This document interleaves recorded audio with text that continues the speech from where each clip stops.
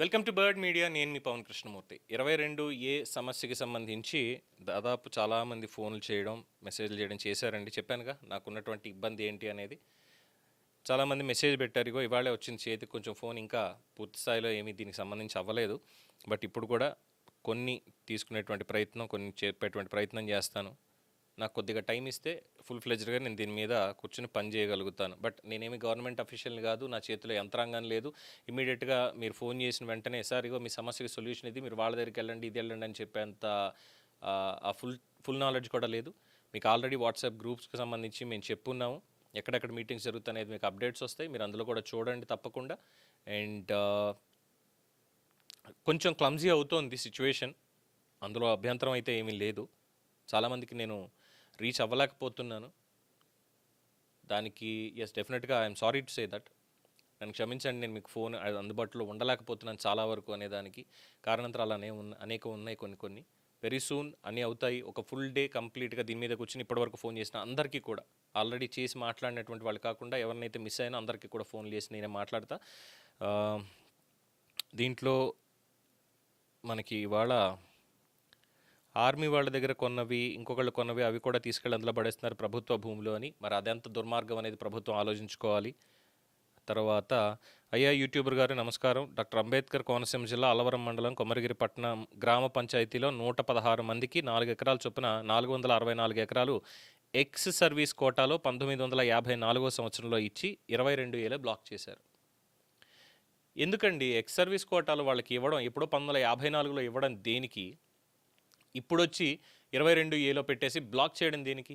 అంటే 54లో ఉన్నటువంటి ముఖ్యమంత్రి మనిషి కాదు, అప్పుడున్నట్టు ప్రభుత్వాలు కాదు, వీళ్ళు మాత్రమే, ఇప్పుడున్నటువంటి వాళ్ళ మాత్రమే ప్రభుత్వాలు, వీళ్ళు మాత్రమే చెప్పేది చేసేదంతా కూడా. ఇది కబ్జా ఆరోపణలాగే ఉంది. ప్రభుత్వమే కావాలని కబ్జా చేస్తున్నట్టుగా ఉంది 22Aతో తప్ప ఇక్కడ ఏదో వాళ్ళకి న్యాయం చేస్తున్నాం అన్నట్లు లేదు. 1954లో కేటాయించడం ఏంటి, 2026లో వాళ్ళకి తీసుకెళ్ళి 26 మధ్య అంటే 16 నుంచి స్టార్ట్ అయిందన్నారు కాబట్టి ఈ 10 ఏళ్లలో తీసుకెళ్ళి ఎందుకని? రెవెన్యూ అధికారుల దగ్గరికి వెళ్ళినా స్పందన లేదు. ఎంఆర్ఓ, జేసీ, కలెక్టర్ ఎవరు ఎన్ని అర్జీలు ఇచ్చినా స్పందించరు. రెవెన్యూ మినిస్టర్ ఆర్డర్స్పై ఎన్ని అర్జీలు పెట్టినా రిప్లై ఉండదు. లోకల్ ఎమ్మెల్యే దగ్గరికి వెళ్తే మీరు వైసీపీకి ఓటేశారు కాబట్టి మీకు మీ విషయం నాకు అనవసరం అంటున్నారు. ఏంటో ఈ మధ్యలో అర్థం కాదు. అంబేద్కర్ కోనసీమ జిల్లా అల్లవరం మండలం కొమరగిరి పట్టణం ఏ నియోజకవర్గం కాస్త చూసుకోండి బాబా. వైసీపీకి ఓటేశారు, మాకు సంబంధం లేదంటున్నారంట కూటమి ప్రభుత్వం. ఒకసారి చూడండి. ఇలాగే ముందు కూడా రాజకీయంతో వెళ్తాం అనుకుంటే ఏ ప్రభుత్వం కూడా ఇక్కడ నిలబడదు. హలో అజయ్ బాబు గారా? సార్ నమస్తే అండి, నేను పవన్ కృష్ణమూర్తి మాట్లాడుతున్నాను బర్డ్ మీడియా నుంచి. 22A ఇష్యూకి సంబంధించి. సార్ నాకు ఏదో డాక్యుమెంట్స్ పంపించున్నారు. ఏంటి సార్ ఇష్యూ ఏంటి సార్ మీది? సార్ లైవ్ లో ఉన్నారా సార్? అవునండి. సార్ ఈ 22 లిస్ట్ లోంచి తీయలేదు సార్. ఇష్యూ ఏంటంటే ఎప్పటి నుంచి ఉంది భూమి మీకు? ఎప్పుడు తీసుకెళ్ళి పెట్టారు? 72లో ఇచ్చారు. అప్పుడు కలెక్టర్ గారు చూడండి సార్. ఓకే, కలెక్టర్ గారు ఇచ్చింది 72లో సార్. 72లో ఏ కోటాలో ఇచ్చారు సార్ ఇది? అది ఎస్సీ కోటాలో ఇచ్చారు సార్. అంటే కొంచెం హిస్టరీ చెప్తారా ఎలా వచ్చింది అని? కొంచెం ఎస్సీ సార్, మా తాతలు ముత్తాతలకి ఇచ్చారు. అంటే వ్యవసాయం చేసుకోవడం కోసం అని ఇచ్చారా, లేదంటే ఎక్స్ సర్వీస్ మెన్ కోటానా? ఎక్స్ సర్వీస్ మ్యాన్ కోట కదా, వ్యవసాయం చేసుకోవడానికి. అప్పుడు ఇచ్చేటప్పుడే అంత ముందు 20 years నుంచి ఉంటుందని ఇచ్చారు సార్. ఓకే, అప్పటి నుంచి మేమే ఉన్నాం సార్. అవన్నీ చూపిస్తున్నా కానీ చేయట్లేదు సార్. డీకే పట్టాగా ఇచ్చున్నారు సార్. ఓకే, అది సార్. సో ఇప్పుడు మీ పేరు మీద చేయట్లేదు, అన్ని డాక్యుమెంట్స్ మీకే ఉన్నా, పొజిషన్లో మీరే ఉన్నా కానీ. అవునవును సార్. ఏం చెప్తున్నారు ప్రధానంగా వాళ్ళు? ఏం చెప్తున్నారు అంటే ఎంఆర్ఓ చెప్పారా, ఆర్డీఓనా? ఎంఆర్ఓ గారే సార్. ఏమంటున్నారు? తిప్పి పంపిస్తున్నారు సార్ ఆయనకి. అంటే రీజన్ ఏదో చెప్తారు కదా, అవ్వదు అని ఒక్కటే కాకుండా. మేమేం చేయలేమంటున్నారు సార్. ఏం చెయ్యలేమంటే వాళ్ళు చెయ్యాల్సింది ఏంటి? ఏం చెయ్యలేమంటున్నారు వాళ్ళు? 22 నుంచి డిలీట్ చేయమన్నాను సార్ నేను. అడంగలు, కాపీలు అన్ని ప్రెజెంట్ ఆన్లైన్ కూడా మా పేరు మీద ఉన్నాయి, తాతగారి పేరు మీద. ఓకే, తాతగారి పేరు మీద నుంచి నాన్నగారి పేరు మీద కానీ మీ పేరు మీద కానీ ట్రాన్స్ఫర్ అవ్వలేదా? మారవట్లేదండి. ఎందుకు రీజన్ ఏదో ఒకటి ఉంటుంది. ఇప్పుడు నేను మీకు ఫోన్ చేశాను అనుకోండి, మారుస్తా ఉంటున్నారు. 2022 తీసిన తర్వాతే మారుస్తా అంటున్నారు. ఇది మళ్ళీ ఇది ఇది తీయట్లేదు. ఇనాం భూములు కాదు కదా ఇవి? ఇనాం కాదు సార్, ఇనాం కాదు. రికార్డు కలెక్టర్ గారు ఇచ్చిన రికార్డు క్లియర్ గా పెట్టాను సార్ సమరికి. ఓకే, నాకు పెట్టారు, ఓకే, నేను కాదని నేను అనట్లేదు. అంటే ఎంఆర్ఓలు దీన్ని మేము చెయ్యము అనడానికి ఒక బలమైన రీజన్ వాళ్ళ దగ్గర ఉండాలి కదా. ఈ ఇంకా ఆర్డర్ రాలేదంటున్నారు సార్, జియో రాలేదంటున్నారు. వచ్చిన కొత్త జియో 444 జియో కూడా పెట్టారు. 444 జీవో ఉంది, 555 కూడా, సారీ 445 జీవో కూడా ఉంది. సార్ ఆ రెండు ఉన్నా కూడా చేయను అంటున్నారంటే మీరు ఒక పని చేయండి సార్, మీరు ఎంఆర్ఓ దగ్గరికి వెళ్ళండి, మీకు వాళ్ళకి జీవో ఏం కావాలని అడగండి ఒకసారి. సార్ వాళ్ళకి కావాల్సిన జీవో గవర్నమెంట్ మీకు ఏ జీవో ఇవ్వాలి సార్, ఇప్పుడు నాది ఇందులోంచి తీయాలి అంటే మీకు కావాల్సిన జీవో ఏంటో ఒకసారి చెప్పండి అని ఎంఆర్ఓని అడగండి. నిన్న ఇచ్చిన 444 444లో ఎన్ని ఇయర్స్ నుంచి చేయమన్నారు అనేది ఇవ్వలేదు కదా సార్. ఓకే, అది ఏమన్నా ఐడియా ఉందా సార్ మీకు? అంటే 20 ఇయర్స్ బిలో తీయండి, 15 ఇయర్స్ బిలో తీయండి, డీకే ల్యాండ్ డీకే పట్టా ఇచ్చి ఇన్ని సంవత్సరాలు అవుతుంది కదా. అయితే దీనికి సంబంధించి వాళ్ళు అందులో ఉన్నది ఏంటంటే గవర్నమెంట్ చెప్పిన దాని ప్రకారం ఈ 444 జీవో వల్ల కూడా ఉపయోగం ఏం లేదు. ఇది ఎందుకు ఇచ్చారంటే ఇప్పుడు 22A ఎలా పెట్టకుండా అడ్డుకోవాలి అంటే, ఇప్పటిదాకా మీరు పెట్టలేదు అనుకోండి, రేపు పొద్దున్న మీరు పెడతాము అంటే పెట్టడానికి ఎందుకు వీలు లేదు, ఎందుకు పెట్టకూడదు అని చెప్పడానికి ఇందులో రాశారు తప్ప 22Aకి సంబంధించి ఇందులో ఇవన్నీ తీసేయండి అని ఇందులో రాయలేదు. సెకండ్ ఏంటంటే ఆర్డీఓని సబ్ కలెక్టర్ని వెళ్ళి అడుక్కోవాలి తప్పితే ఇందులో ఇంకేం లేదు అన్నదే 444 జీవో సారాంశం. దానివల్ల ఉపయోగం లేదు ఫస్ట్ థింగ్. రెండోది ఏంటంటే ఇప్పుడు ఎంఆర్ఓ దగ్గరికి వెళ్ళి మీరు ఒకటే అడగండి, 444 445 జీవోలు పక్కన పెట్టేసి, అయ్యా మీకు కావాల్సిన జీవో ఏంటి, మీకు ఆర్డర్ ఎలాంటిది రావాలి, ఇందులోంచి తీయండి అని చెప్పడానికి మీకున్న మార్గదర్శకాలు ఏం కావాలి మీకు, ఇది ఒకటి కనుక్కోండి. అది కనుక్కొని ఒక్కసారి చెప్పండి, మనం మాట్లాడదాం. Right sir, thank you. ప్రభుత్వం జీవోలు ఇస్తుంది, ఎంఆర్ఓలు జీవోలు ఇచ్చినా మా దగ్గరికి రాలేదంటారు. ఇక్కడ ఎవరు ఆడుతున్నారు హైడ్ అండ్ సీక్? దొంగ పోలీస్ ఆట ఎవరు ఆడుకుంటున్నారు బేసిక్గా? అంటే ఇప్పటిదాకా, అంటే అంతకుముందు ఇప్పుడు చంద్రబాబు నాయుడు గారు ఉన్నారండి, ఆయన ముఖ్యమంత్రి కంటే ముందు ఇంకొకళ్ళండి, ఆయన ముందు ఇంకొకళ్ళండి, ఆయన ముందు ఇంకొకళ్ళు, వాళ్ళందరూ ఏదో రెజల్యూషన్ తీసుకుని పేదలకు ఇచ్చారు, లేదంటే ఇంకో చోట ఇచ్చారు, ఎక్స్ సర్వీస్ మ్యాన్లకు ఇచ్చారు, అంత అయింది, ఎప్పుడో దశాబ్దాల క్రితం అయ్యిందండి. ఇప్పుడు సడన్గా వచ్చేసి మన దగ్గరకు భూములు కావాలి, ఇంకోటి కావాలని ఆలోచించారా? ఆర్ఎల్స్ ఎక్కడన్నా అన్యాక్రాంతం అయ్యలేదో చూడమని చెప్పినందుకు వీళ్ళందరూ కలిసి ప్రజల ఆస్తిని కొట్టేయడం కోసం అని చెప్పి 22A తీసుకొచ్చారా? సింప్లీ సేయింగ్ ఆర్ఎస్ఆర్ ఏదో చెన్నైలో ఉంటుంది, లేదంటే మనకి ప్రెసిడెన్సీలు ఉన్నప్పుడు విభజిత రాష్ట్రాలుగా కాకుండా ఉమ్మడి రాష్ట్రాలుగా కలిసి ఒకే ప్రావిన్స్లో ఉన్నప్పుడు అప్పుడు ఉన్నటువంటి ల్యాండ్ రికార్డ్స్ వీటికి సంబంధించి తీసేసి అందులో గుడి ఉంది కాబట్టి అది గుడే, అందులో చెరువు ఉంది కాబట్టి అది చెరువే, అందులో కొంట ఉంది కాబట్టి అది కొంటే. మరి ఇన్నాళ్ళు ఉన్నటువంటి ఎంఆర్ఓలు, విఆర్ఓలు, సర్వేయర్లు, ఆర్డీఓలు, జాయింట్ కలెక్టర్లు, రెవెన్యూ మినిస్టర్లు, చీఫ్ మినిస్టర్లు ఏం చేసినట్టు వీళ్ళందరూ?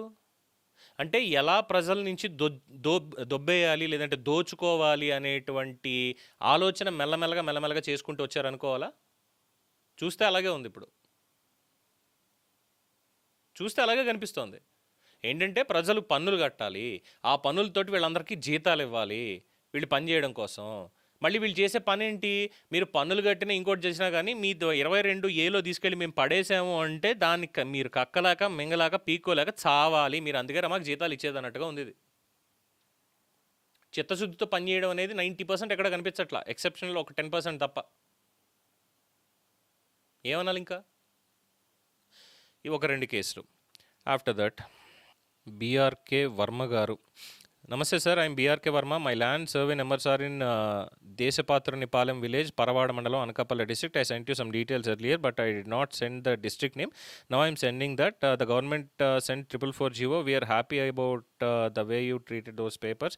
The society needs to turn against the government unless people protest. Okay, మీరు పంపించారు సార్, మీ ఇష్యూకి సంబంధించినటువంటిది కూడా పెట్టారు ఇందులో, నాకే రాసున్నారు, ఆల్రెడీ మనం మాట్లాడడం గుర్తుంది. చూద్దాం. వీళ్ళు 444 జీవో ఇచ్చారు. 445 జీవో ఇచ్చారు కానీ వర్కౌట్ అవుతుందా అనేది మనకు తెలియనటువంటిది. అలాగే గుడ్ ఈవినింగ్ మూర్తి గారు. మాది గుంటూరు. మేము ఉంటున్న ఇల్లు మా మామగారు 1999లో కొన్నారు. గుంటూరు రిజిస్టర్ ఆఫీస్లో కూడా రిజిస్టర్ అయిపోయింది.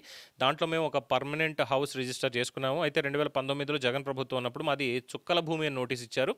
దానికి డీడీ కట్టి క్లియర్ చేయించుకోమని చెప్పారు. రీసెంట్గా మాకు కొంత అమౌంట్ పంపమని నోటీస్ ఇచ్చారు. ఇప్పుడు ఈ చుక్కల భూమి గురించి ప్రభుత్వం క్లియర్ చేసిందా లేదా అని ఇంతవరకు అర్థం కావట్లేదు. Could you please clarify it? What should I need to take a better step? Requesting your suggestion. Prasad గారు ఒకసారి మీరు ఏం చేస్తారంటే ఎంఆర్ఓ ఆఫీస్కి వెళ్ళండి.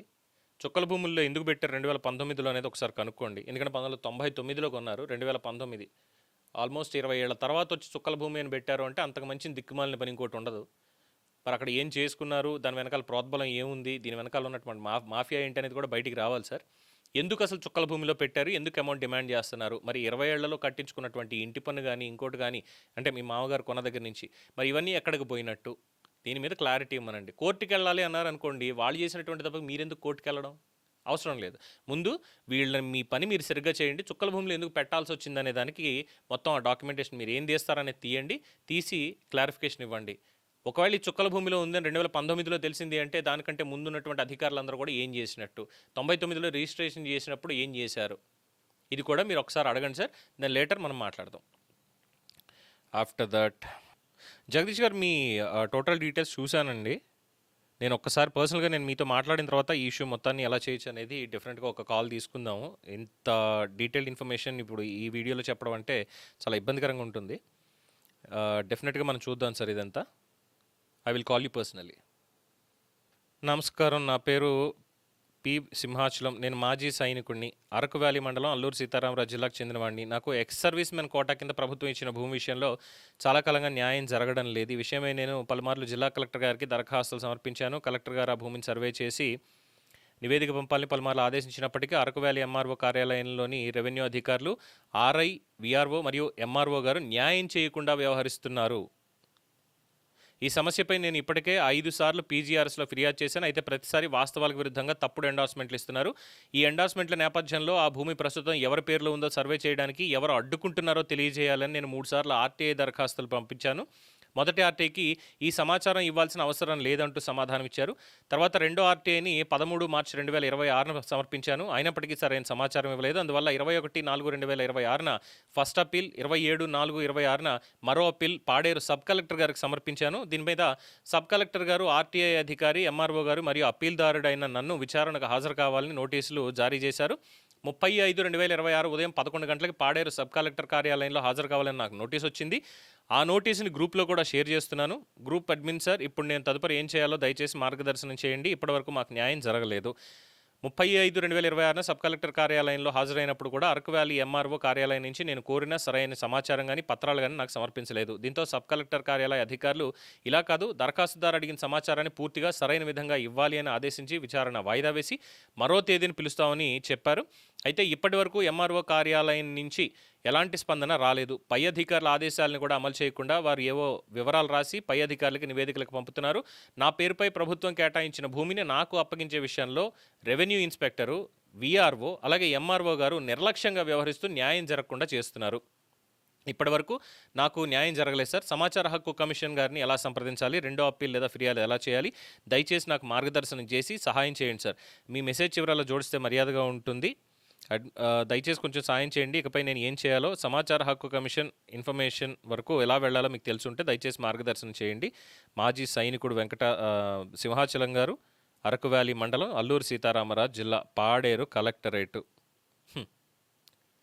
సింహాచలం గారు, మీరు ఒక తప్పు చేశారు సార్. ఒక పోలీసుడు మనవాడిగా నేను ఈ మాట అనకూడదు. అండ్ అఫ్కోర్స్ మా ఇంట్లో కూడా ఎక్స్ సర్వీస్ మెన్స్ ఉన్నారు. ఈ మాట అనకూడదు. మీరు చేసిన తప్పేంటో తెలుసా? మీరు ఇండియన్ ఆర్మీకి పనిచేయడం. ఈ మాట అంటే నన్ను దేశద్రోహి అనేస్తారు డెఫినెట్గా. కానీ మీరు ఇండియన్ ఆర్మీకి పనిచేయడం అనేది మీరు చేసిన తప్పు సార్. మీలాంటి వాళ్ళకి ప్లేస్ లేదు సార్ ఈ సమాజంలో. మీలాంటి వాళ్ళకి ప్లేస్ లేదు. మీ దేశం కోసం ఎంత కష్టపడినా, ఏం చేసినా ప్రభుత్వం మీకు మార్గదర్శకాల ప్రకారం, ఉన్న చట్టాల ప్రకారం మీకు రావాల్సినటువంటి భూమి, మీకు కేటాయించాల్సినటువంటి భూమిని కేటాయించినా తీసుకునే హక్కు మీకు లేదు సార్ బేసిక్గా ఈ సమాజంలో. ఇదంతా మా దయాదాక్షిణ్యాల మీద, ఈ ప్రభుత్వ దయాదాక్షిణ్యాల మీద ఆధారపడి నడుస్తున్నటువంటిది. ఇక్కడ రెవెన్యూ ఇన్స్పెక్టరు కింగే, ఎంఆర్ఓ కింగే, విఆర్ఓ కింగే, అందరూ కింగ్లే సార్, మనందరం బొంగులు. వాళ్ళు ఎలా చెప్తే మనం ఆడాలి సార్. అందువల్ల మీరు ఏం చేస్తారంటే డైరెక్టర్గా అనగానే సత్యప్రసాద్ గారి దగ్గరికి వెళ్ళండి సార్, మినిస్టర్ గారి దగ్గరికి. మినిస్టర్ గారి దగ్గరికి వెళ్ళి, అయ్యా నేను ఒక మాజీ సైనికుణ్ణి, దేశం కోసం పనిచేసిన వాడిని, ఓ పని చేయండి, మొత్తం మా మాజీ సైనికులు అందరూ ఎవరైతే ఉన్నామో, మేము ప్రైవేట్గా కొనుక్కున్నా, మా సొంత డబ్బుతో కొనుక్కున్నా, లేదు ప్రభుత్వం దయతలిచి మాకు ఇచ్చినా, ఈ భూములన్నీ కూడా వెనక్కి తీసేసుకోండి సార్, మమ్మల్ని బార్డర్కి పంపించేసి అక్కడే చంపేసేయండి మమ్మల్ని. అంతే తప్ప ఇన్నిసార్లు కార్యాలయాల చుట్టూ తిప్పించి అనారోగ్యంతో ఉన్న, వయసు మీరుతున్నా ఎందుకు సార్ మమ్మల్ని ఇబ్బంది పెట్టడం? 22 ఏళ్ళు పడేస్తారు, అసలు మా భూమి ఏదంటే మాకు భూమి చూపించరు, ఏంటి సార్ ఇవన్నీ మా మాజీ సైనికులకి అందరికీ వచ్చేది అని చెప్పి మీరు డైరెక్ట్గా మినిస్టర్ గారికి చెప్పండి. ఈ వీడియో ద్వారా మీ బాధని, మీ ఇష్యూని నేను ముఖ్యమంత్రి నారా చంద్రబాబు నాయుడు గారికి, డిప్యూటీ సీఎం పవన్ కళ్యాణ్ గారికి, అలాగే ఎడ్యుకేషనల్ మినిస్టరు ప్రస్తుతం తెలుగుదేశం పార్టీకి ఈ ప్రభుత్వంలో కీలకంగా వ్యవహరిస్తున్నటువంటి నారా లోకేష్ గారికి, ఆయనకు కూడా తెలియజేస్తూ, అలాగే డిఫెన్స్ మినిస్టర్ రాజ్నాథ్ సింగ్ గారికి, सर जी नमस्ते, एक बार ज़रा देखिए ये 22 लैंड इशू का आंध्र प्रदेश में और एक्स सर्विसमैन का लैंड इश्यूज़ में ये क्या हो रहा है, आपको पता है या नहीं, ज़रा देखो. వాళ్ళకి తెలియజేసిందా చూద్దాం ఏం మాట్లాడతారు ఏంటనేటువంటిది. సింహాచలం గారు నేను మాట్లాడతాను మీతోటి డెఫినెట్గా. సో ఇక ఈ జీవోలకు సంబంధించి అయిపోయింది కదా, ముందుగా ఇక్కడ మంత్రి గారు ఏం చేయాలి అనేటువంటిది చెప్తూ కంక్లూడ్ చేస్తానండి. మంత్రి గారికి చెప్పేటువంటిది ఏంటంటే, ఈరోజు రాష్ట్రంలో ప్రజలు అత్యధికంగా ద్వేషించే డిపార్ట్మెంటు రెవెన్యూ. లంచాల కోసం ప్రజల రక్తం దాగుతున్నాయి రెవెన్యూ రాబందులు. వేల లక్షల రూపాయల లంచాలు దాటి కోట్ల రూపాయలు భూమిలో పర్సంటేజ్ అడిగే దశకు చేరుకుంది రెవెన్యూ మాఫియా. రెవెన్యూ రాబందులు రాసిచ్చిన తలకి మాసిన జీవోలు పట్టుకొని, మంత్రి గారు మీకు సూచన అండి ఇది, దయచేసి మీరు ప్రెస్ మీట్లు పెట్టి మీ పరువు తీసుకోవద్దు. సమస్య సృష్టించింది రెవెన్యూ రాబందులు, ఆ సమస్యను అడ్డు పెట్టుకుని కోట్లు దోచుకుంటున్నది ఈ రెవెన్యూ రాబందులు. మళ్ళీ వీళ్లనే సమస్యకి పరిష్కారం చూపించమని అడగడం పిచ్చితనం. దొంగలని లాకర్ తాళాలు తయారు చేయమని పురమాయించడం అనేది మూర్ఖత్వం అవుతుంది. మీకున్నది ఒకే మార్గం, రోల్ బ్యాక్ 22A. 600 TCS ఉద్యోగుల్ని కాంట్రాక్టర్లుగా నియమించుకొని 6 నెలల్లో పరిష్కరించవచ్చు ఈ సమస్యని. ఆఫ్టర్ దట్ కోర్టులో కేసులు ఉన్నాయి, చాలా భూములు ఇప్పటికే స్టేటస్ మారే అంటున్నారు. ఇవి లంచాలకి అలవాటు పడ్డ రెవెన్యూ ఉద్యోగులు చెప్పే సాకులు, పచ్చి అబద్ధాలు. రెవెన్యూ మంత్రి గారు ముందు రెవెన్యూ అధికారుల కబంధ హస్తాల నుంచి బయట పడితే చాలా పరిష్కారాలు దొరుకుతాయి. మీరు భూ రికార్డు సంస్కరణల మీద స్వతంత్ర నిపుణులను సంప్రదించాలని మనవి. Pranab Ranjan, centre for land governance, IIHS centre for land governance, Daksh, doctor Namita Wahi, land rights initiative, DC Wadhwa. మీరు వీళ్ళని కలిసి వీళ్ళని సంప్రదించి దయచేసి ఒకసారి ఎలాగ దీన్ని పరిష్కరించాలి అనే దానికి లిబర్టీ ఫర్ ఫోరం నల్లమ చక్రవర్తి గారిని, ఏబి వెంకటేశ్వరరావు గారిని, ఇతర సభ్యుల్ని, అలాగే ఈ ఎక్స్పర్ట్స్ని కూడా ఒక మీటింగ్లో కూర్చోబెట్టి ఏం చేస్తే బాగుంటుంది అని చేస్తే రెవెన్యూ కబంధ హస్తాల నుంచి, అలాగే రామనారాయణ రెడ్డి గారు మిమ్మల్ని కాదండి అనేది, మీ శాఖలో ఉన్నటువంటి కొంతమంది రాబందులు, గద్దలు చాలామంది ఉన్నారు సార్. దేవాదాయ భూమి అనేటువంటి పేరుతోటి వాటిని 22A సెక్షన్లో పడేస్తున్నారు. వాళ్ళని కూడా ఈ రాబందుల నుంచి ప్రజల్ని కాపాడాల్సిందిగా రెవెన్యూ మంత్రి గారికి, దేవాదాయ మంత్రి గారికి, తద్వారా పైన ఉన్నటువంటి ముఖ్యమంత్రి గారికి, ఉప ముఖ్యమంత్రి గారికి, గవర్నర్ గారికి కూడా మనపూర్వకంగా చేసుకుంటున్నటువంటి విజ్ఞప్తి. మరి చేస్తారా లేదా అనేటువంటిది వేచి చూడాల్సిందే. దీని మీద మీ అభిప్రాయం తెలియచేయండి. చూస్తూనే ఉండండి ది బర్డ్ మీడియా. ఈ వీడియో మీకు నచ్చినట్లయితే లైక్ చేయండి, షేర్ చేయండి, సబ్స్క్రైబ్ చేయండి. మరిన్ని అప్డేట్ల కోసం మా వాట్సాప్ ఛానల్ను ఫాలో చేయండి.